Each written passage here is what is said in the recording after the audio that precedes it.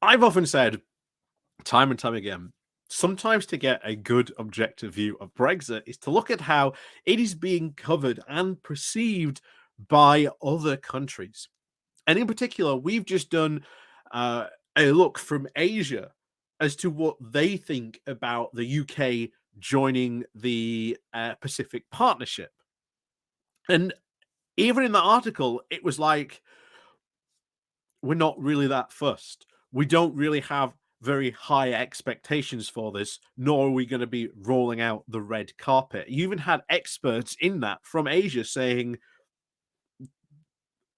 they've joined it, but it's not really, to be honest, that big a deal. Like I say, no one really in Asia is taking this pact seriously. And we've said it before, the only reason we are in that pact is to essentially say no to China. That's the only reason we are in the pact.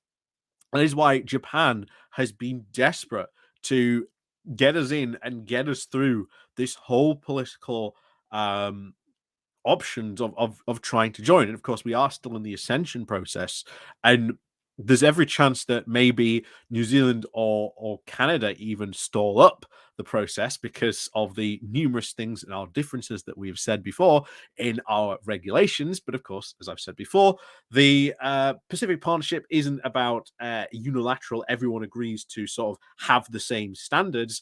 It is about recognizing other people's standards, even if they are lower than yours. That's why we've said Malaysia loves it, because they're going to get to export their palm oil there, which is, again, breaks a ton of our regulations. And of course, they're even going to introduce laws into the UK that have said you can't negatively label Malaysian products. And remember, there's a lot of Malaysian products that are made pretty much using slave labor, sweatshop conditions, and a ton of other stuff that goes on bad there. So yeah, I don't see all those Brexiteers crying about sovereignty and about other countries getting to make decisions here in the UK all of a sudden. That's pretty strange. But today we're going to go have a look at something that was written in the New York Times about this. And of course, Brexit, the disaster that no one wants to talk about. And of course, that is when it comes to regret. More and more people we are seeing, this is continually increasing. They're saying, hey, it was really wrong to sort of leave the European Union. And this was very much, of course, we've always said, delivered on the back of a ton of lies spread by the Leave campaign, promoting the idea that we remain in the single market and customs union. But again, that was not the case. Brexiteers openly said after the vote that no, we are going to leave the single market customs union. That was not what they said at the referendum. So that is a direct lie, to go with a ton of the other lies that they've said. And of course, very, very much so, came off on the back of the refugee crisis that was happening back in 2015. So there was a lot of racism really involved in this. So whereas it probably really should have been 30% to leave, probably 60% or more to remain, the result was massively distorted, along with numerous other things that were brought into the referendum. And it's something that should have never have really happened, something that we are going to have to rectify. And like I say, sooner or later, future governments are going to have to rectify this. We've already got Labour saying, hey, look, we need to really sort of restore our relationships with the EU, not really prioritize all these other, quote, fantastic trade agreements we are doing around the world, because they're not really worth it to us, because you always trade with your closest partner first. And who is that? That is the EU. The UK isn't suddenly going to just pull up anchor and just go sailing off into the Pacific and go buccaneering about the world. That's not the case. That's not what's going to happen. But I'm going to go talk about this because, again, it is an American view, once again, of the whole situation of Brexit. And I find that very fascinating, of course, given their own, of course, shall we say, swing into populism with, of course, Donald Trump, and then, of course, getting rid of him, and now potentially ramifications of that he might be the nominee again. I very much doubt he will win a general election, but he's certainly got a very good chance of being the nominee again. So, before we go diving into this, please do remember to click on the like, share, and subscribe button. And of course, down below there are links to my Patreon page and rotation link where you can again help support the channel. There's the Buy Me Coffee link, there's the YouTube thank you button, and of course, there's the Pony Club down below as well. So, as always, let's crack on into this. This comes from the New York Times with the title of Brexit, the disaster no one wants to talk about. There's a growing understanding in Britain that the country's vote to quit the European Union, the decisive moment in the international rise of reactionary populism, was a grave error. Just as critics predicted, Brexit has led to inflation, labour shortages, business closures, and travel snafus. It has created supply chain problems that have put the future of the British car manufacturing in danger. Brexit has, in many cases, turned travel between Europe and the UK into a punishing ordeal. As I learned recently, spending hours in a chaotic passport control line while taking a train from Paris to London. British musicians are finding it harder to tour in Europe because of the costs and the red tape associated with moving both people and equipment across borders, which Elton John has called crucifying.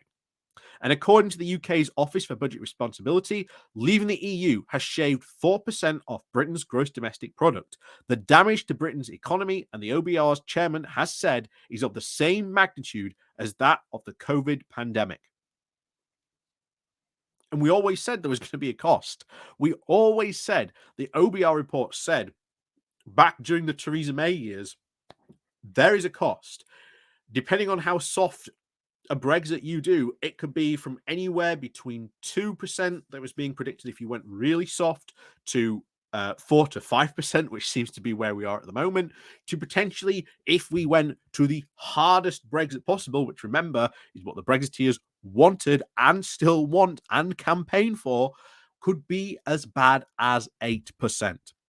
And that's not even when you add in the cost of COVID into some of this, which we always said back in the day, hey, Johnson, there's this thing called COVID coming. Maybe we should, stop and wait for a bit, let this pass and then continue. Even the EU actually said to us, do you want to maybe put things on pause for a moment while we deal with this COVID crisis first? And of course, as we know from the COVID inquiry that's currently ongoing, that had a lot of negative impact on our response to COVID. It left Northern Ireland with next to no ministers able to actually deal with a pandemic. That is incredibly bad. But anyway, back to it. So, all this pain and hassle has created an anti Brexit majority in Britain. And according to a YouGov poll released just this week, around 57% of Britons say the country was wrong to leave the EU, and a slight majority wants to even rejoin it. Even Nigel Farage, the former leader of the far-right UK Independence Party, sometimes known as Mr. Brexit, told the BBC in May that Brexit has failed. I've always said that will probably be a very watershed moment when you've got Nigel Farage saying that Brexit has failed. So, this mess was, of course, both predictable and predicted. That's why I've been struck visiting the UK this summer by the curious political taboo against discussing how badly Brexit has gone, even among many who voted against it. 7 years ago, Brexit was an early augur to the revolt against the cosmopolitanism that swept Donald Trump into power. Trump even borrowed the Mr. Brexit moniker for himself. Both these enterprises, Britain's divorce from the EU and Trump's reign in the US, has turned out catastrophically. Both have left their countries fatigued and depleted. But while America can stop talking about Trump, many in the UK can even scarcely stand to think about Brexit. It's toxic, Tobias Ellwood, a Tory lawmaker who has called on his colleagues to admit that Brexit was a mistake, told me. People have invested so much time and pain and agony on this. It's like a wound, he said. People want to avoid picking at it. The London Mayor, Sadiq Khan, one of the few Labour Party leaders eager to discuss the consequences of leaving the EU, described it as an omerta, a vow of silence around it, saying that it's the elephant in the room, he told me. I'm frustrated that no one is talking about it.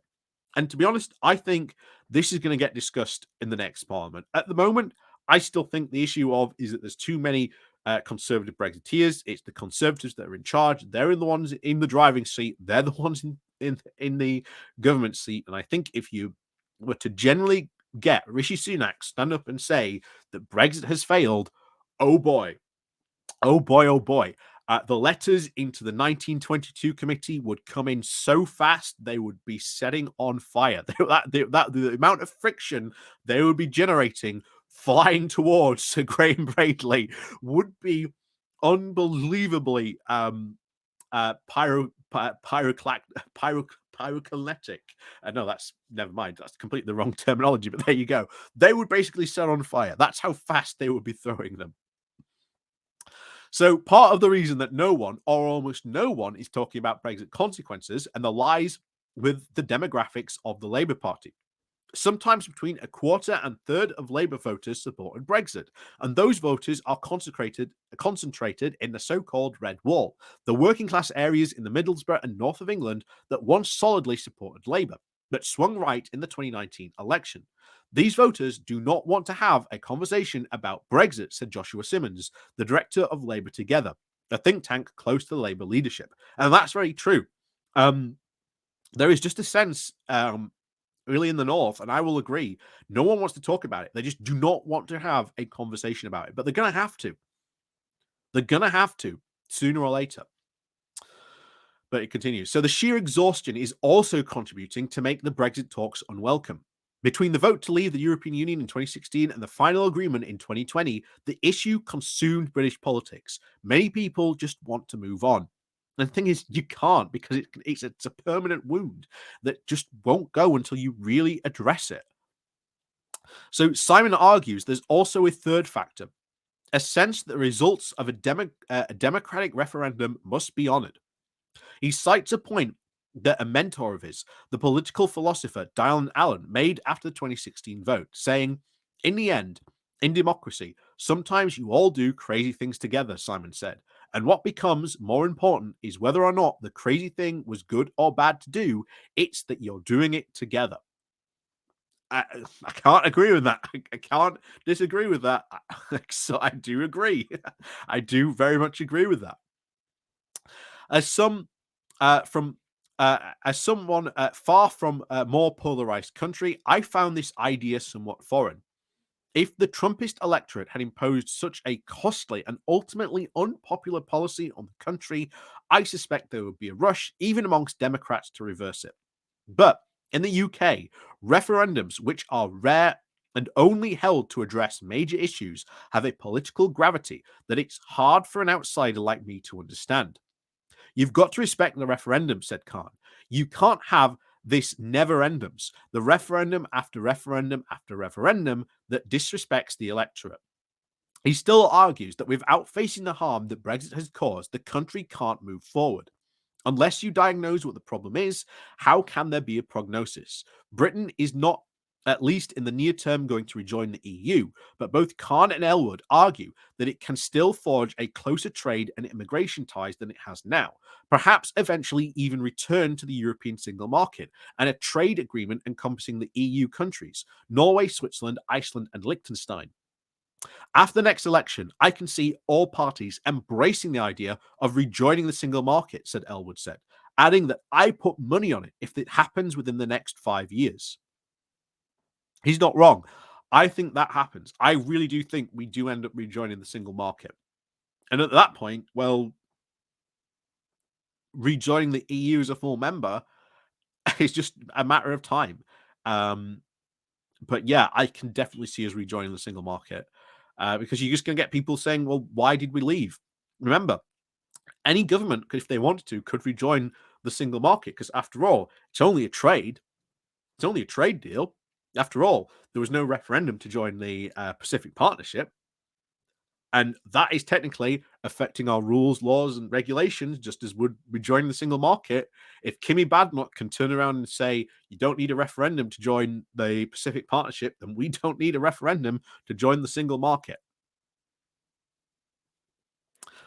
And that would be, I think, most wanted. And you could even turn around and say, look, we're just fulfilling the will of the people. After all, Leave said time after time after time. You can even use the infamous Daniel Hannan quote, only a fool would leave the single market and customs union.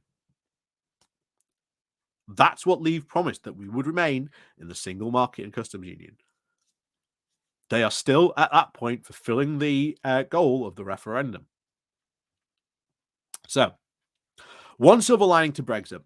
is that it offers a cautionary tale for the rest of Europe.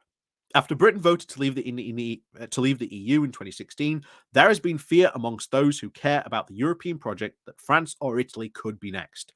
But as the Guardian reported, as of July, support for leaving the EU has declined in every member state for which data is available. As governments across the continent move rightward, the EU itself is moving into a more conservative direction, but it is not coming apart. And like I say, we saw that. Who is it? The guy in the Netherlands. Um, he openly blamed Farage for the drop in this. He said it's his fault that this happened. It has damaged his own party's chances. He was like the Netherlands version of Nigel Farage. I can't remember the guy's name now, but yeah, he openly said that. I was a while ago. He said that, but yeah. But anyway, let's continue. So I don't think you're going to see other countries in the EU leaving the EU. If not, no other reason than because they've seen the impact on us, said Khan. There's a huge, larger lesson, one that most Western countries seemingly having to continue to relearn.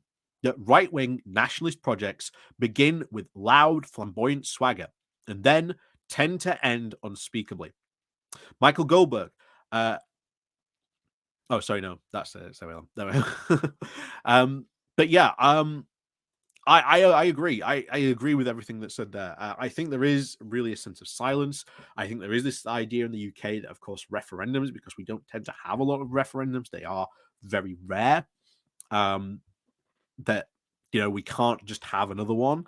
But eventually, I think we will have to rejoin the single market. I think Tobias Elwood is right in saying that we will probably end up rejoining the single market customs union within 5 years. You've got Labour already saying, yeah, we're going to do alignment deals with the EU. At that point, are we not already in the single market? If we are aligning with EU rules and regulations, are we not at that point in the single market? And then to join the single market, well, we have to leave the Pacific Partnership, which will be good. Like I say, that only takes 6 months. You just have to give 6 months notice. There's no negotiations, nothing like that. You just say, we're leaving, 6 months notice. There you go. And that's it. So it would be very, very easy for us to rejoin the single market customs union. Even doing sort of a realignment bill, as we've said, to align with single market rules and regulations and etc. I think it is eminently doable. It is very, very doable. We will end up, ironically, as Nigel Farage once said, what's so bad with being like Norway? And eventually that's where we'll end up. I really do think that. And then sooner or later, we'll end up back in the EU. Yeah, it'll take some time, but it's inevitable. It really is. Future UK governments will want to say in how sort of the regulations that they are sort of taking help shape the UK, what it does. And of course, they want a larger say in what's going on in sort of the European project. That's inevitable. So the UK will rejoin sooner or later. But for now, I am very happy with the goal of rejoining the single market customs union, because once again, it'll make Brexit completely pointless. And we'll start asking people the question, what was the point of Brexit? What was the point of doing all this? And it was nothing more than a loud right-wing push to do something which was going to be amazing. It was going to change our lives for the better. And of course, it didn't work out like that. And even now, as you see a turn on Europe towards right-wing governments, they are offering easy solutions to very complex and complicated problems. And in opposition, it's very easy to say that you have all the solutions to those problems. But once you are in government, you then actually have to act on your policy proposals. And I've said before, getting a hard right wing government in your country will be very bad. But the upside of it is they're not going to be able to solve those problems. They are not, and they are going to fail. They are going to fail hard. And eventually people will realize, oh, actually, these people are idiots. They had no idea what they were talking about, and they will turn away. So even if you do end up with a right-wing government, sooner or later, they will just expose themselves to the disaster that they really are. Like I say, Look at our current government. Look at how Brexit has turned out in the UK. Look at about how what a massive failure Donald Trump really was. If you want an example, look at what Chris Christie um, had said in a recent campaign speech about Donald Trump, outlining what a failure he really was for America. And that's a Republican. Now, of course, that hasn't really spread the Republican ranks. They're still sort of very much, Trump loyalists. But to be honest, if Trump loses the next election, which more than likely will do, how quickly will they more Republicans start to turn and feel more confident in turning on Trump? Again, it'll happen sooner or later, but it just needs time, unfortunately. But that's the nature of politics sometimes. But as they say, a week can be a long time in politics, and a year can be an eternity. And sometimes, in this case, 6 years or 7 years can be almost feel like an eternity. But there you go. So, as always, thank you very much for watching. And of course, as always, please remember to click on the like, share, and subscribe button. And of course, as always, we'll see you all next time.